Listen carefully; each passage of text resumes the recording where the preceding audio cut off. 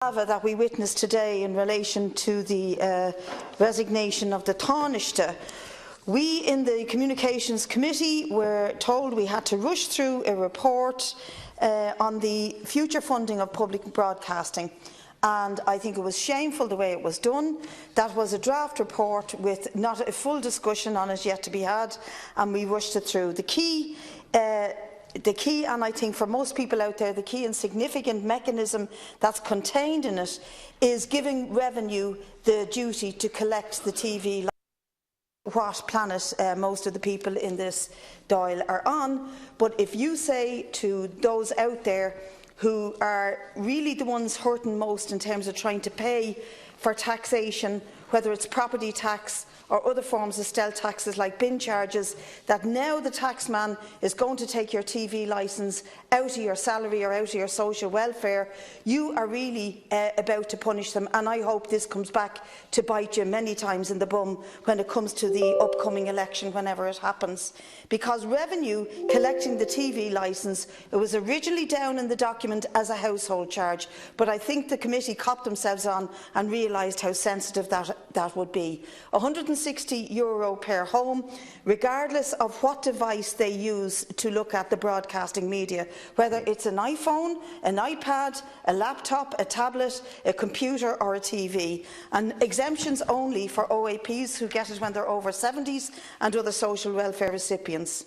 Last year on Post lost, well, I have the figures down here, on Post lost in revenue last year something like 15.6 million, and PwC forecasts that in 2017 they will lose 61 million. What astounded me was listening to rural TDs who were passionately backing up this measure, knowing that taking the collection of the TV licence out of the An Post network into revenue was going to hurt more and more of the post office network throughout the country, which are already been disgracefully hit and are shutting down left, right and centre. But whether your post office is in Cleggan or in Rialto, this is a big blow to that network. And the only reason it's been done is because after jailing something like 400, the last records that were kept on the number of people sent to prison, 3/4 of them women, by the way, many of them lone parents, 400 and odd women sent to jail in 2014 for not paying their television licence and the fine that ensued. When they couldn't force people to pay it in that manner, they then decided, well, we're going to use the big stick of revenue with. And I think they're using a big stick to crack a nut with. And the reason I say that is because if you look what's streaming into Ireland now, whether it's Sky or Virgin, their profits are going through the roof. Virgin's profits surged by 38% last year, and Sky's profits were up by 12% to 1.2 billion in the UK and Ireland. Now, why isn't somebody going after them for a special taxation on the question of broadcasting? They have lobbied that committee so many times that we now are seeking legal advice on to whether RTE should be given the right to negotiate retransmission fees from these global corporations. I think it is outrageous. I think it is disgraceful, Minister, and what's more outrageous is that within that context, this was being pushed through this morning when the whole country was engaged in what was happening with the Taoiseach, without any decent recognition for the impact that this is going to have on ordinary people, the taste on the mouths that's going to be left with, and without due regard to how are you going to force the collection through revenue of €160 off people who can barely afford to cover the stuff you're taking from them already. Meantime, but the plan is clearly stated in the report to give the issue of collecting the television licence to revenue.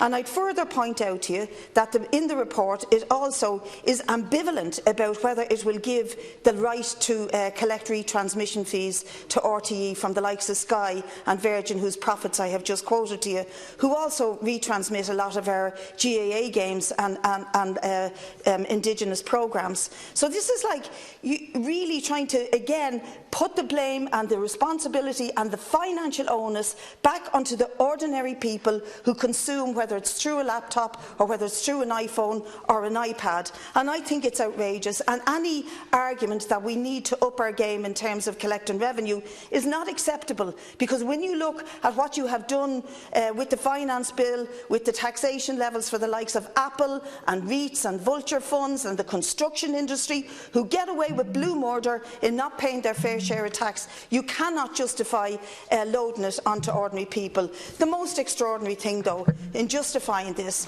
was listening to deputies, particularly from Fianna Fáil, who actually said at the committee that Facebook is a threat to democracy. Oh. Hello, what is that about? People can access it, they can think, and they can learn more from RTE. Facebook is a threat to democracy, but yet so many people complain and often refuse to pay their television licence, as my colleagues on this side of the House would have done for many years, because they weren't allowed to be broadcast on RTE. So what is this business about a threat to democracy and the need to do this broadcasting funding model on the basis of improving the openness of what we access in terms of media? It is nonsense. Tell every child out there that Facebook is a threat to democracy, or even people my age who increasingly use it, and you'll see the answer you get. This is an outrageous model, and I hope between now and when the bill is put out that many deputies will get behind the arguments I'm making here and stop it coming through. Thank you, Deputy.